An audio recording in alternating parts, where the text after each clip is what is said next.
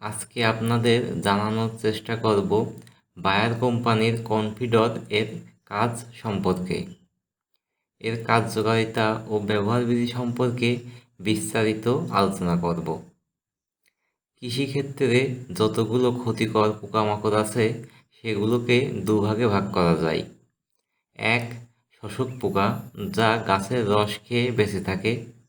দুই, কুড়ে খাওয়া পোকা, যারা গাছ, পাতা, ফল, ফুল ছিদ্র করে বা চিবিয়ে খায়। কনফিডর সকল প্রকার শোষক পোকা দমনে খুব কার্যকারী।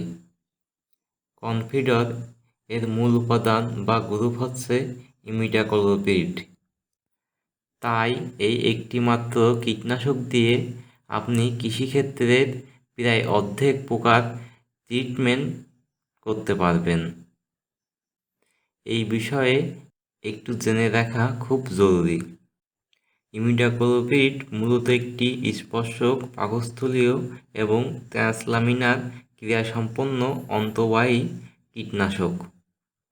স্প্রে করার পর পাতা ও শিকড়ের মাধ্যমে শোষিত হয়ে গাছের সর্বাংশে ছড়িয়ে পড়ে।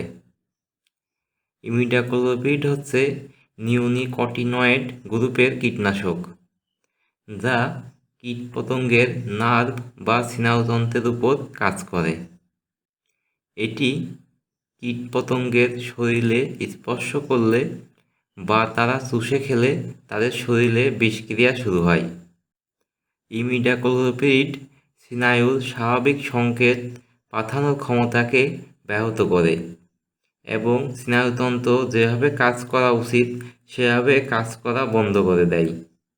এর ফলে কীটপতঙ্গের প্রতিটি অঙ্গের কাজ করার ক্ষমতা লোপ পায় এবং আসার হয়ে মারা যায়। ইমিডাক্লোপিড অসংখ্য অগণিত পোকা দমন করে, যার আলোচনা সম্ভব নয়। তবে অল্প কিছু গোত্র বা পরিচিত পোকা সম্পর্কে আলোচনা না করলেই নয়।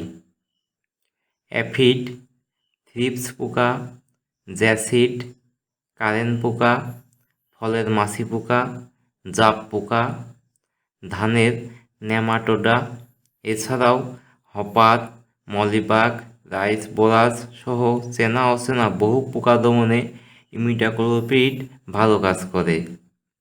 সাধারণত এই সকল শোষক পোকা দৈনিক তাদের শরীরের ওজনের 3 থেকে 20 গুণ রস শোষণ করে। কোনোটা আবার 80 গুণ পর্যন্ত রস শোষণ করতে পারে। গাছের শরীর থেকে সমস্ত খাদ্য ও রস চুষে নেওয়াতে গাছ একেবারে দুর্বল হয়ে যায়। ভাইরাস এবং রোগ ছড়ানোর জন্যও মূলত এই সকল শোষক পোকাই দায়ী। আর এদের হাত থেকে রক্ষা পাওয়ার জন্য ইমিডাক্লোপিড হচ্ছে খুবই সস্তা ও কার্যকরী একটি ঔষধ। এটা এ জাতীয় সকল কীটনাশকের সাথে মিক্স করে স্প্রে করা যায়। আপনারা 16 থেকে 20 লিটার পানিতে একটি প্যাকেট ব্যবহার করতে পারেন। এতে করে আপনারা 5 কাঠা বা 10 শতক জমি সুন্দরভাবে স্প্রে করতে পারবেন। মৌমাছির জন্য এটি খুব ক্ষতিকর। আমাদের চ্যানেলটি ভালো লাগলে একটি লাইক এবং সাবস্ক্রাইব করে পাশে থাকবেন। ধন্যবাদ।